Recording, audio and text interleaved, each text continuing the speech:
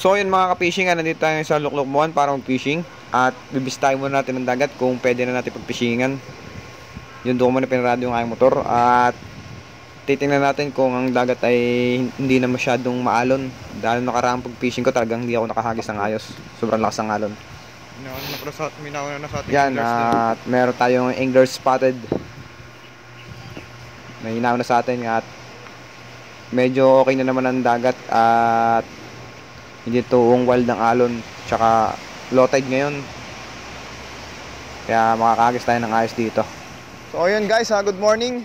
Nandito tayo sa ating favorite spot. Minamataan tayo sa anglers dun, may Latalea na port. So nandito tayo ngayon para binyagan yung ating lure na Bogs TV lure, bloody shrimp.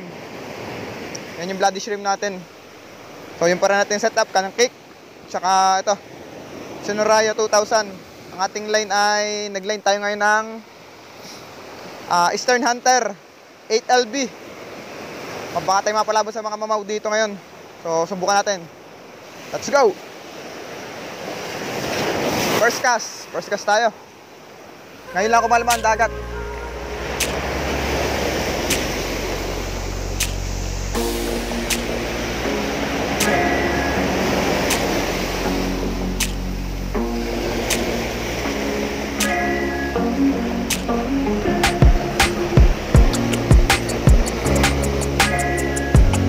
Adjust natin ang drag.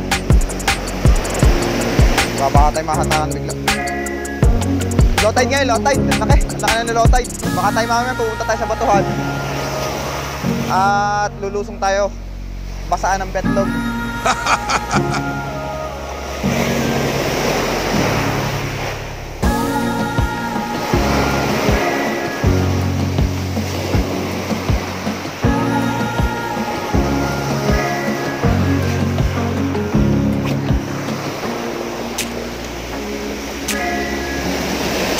Alam kung ang isda ay nasaan, kung nasa batuhan o nado sa kabilang buhanginan. Medyo ang laki ng inilow tide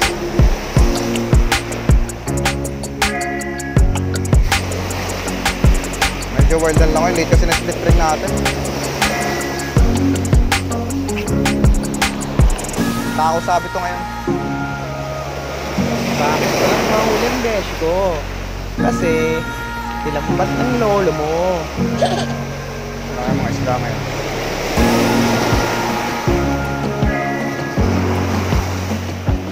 Makalipat tayo sa tapatong.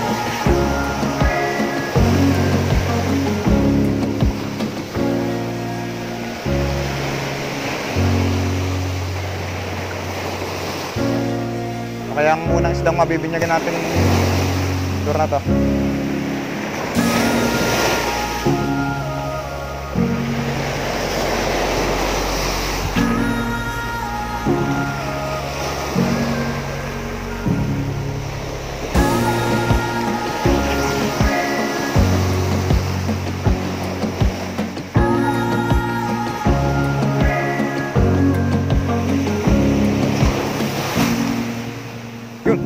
Huli guys, pisyon.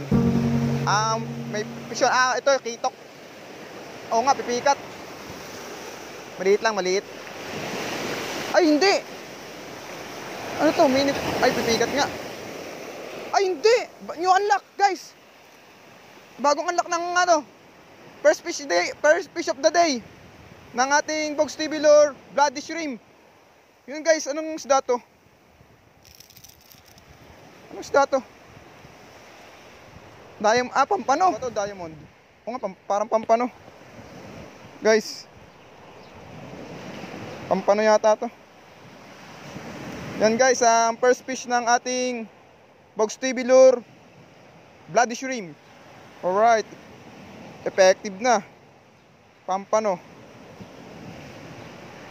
O nga, parang pampano siya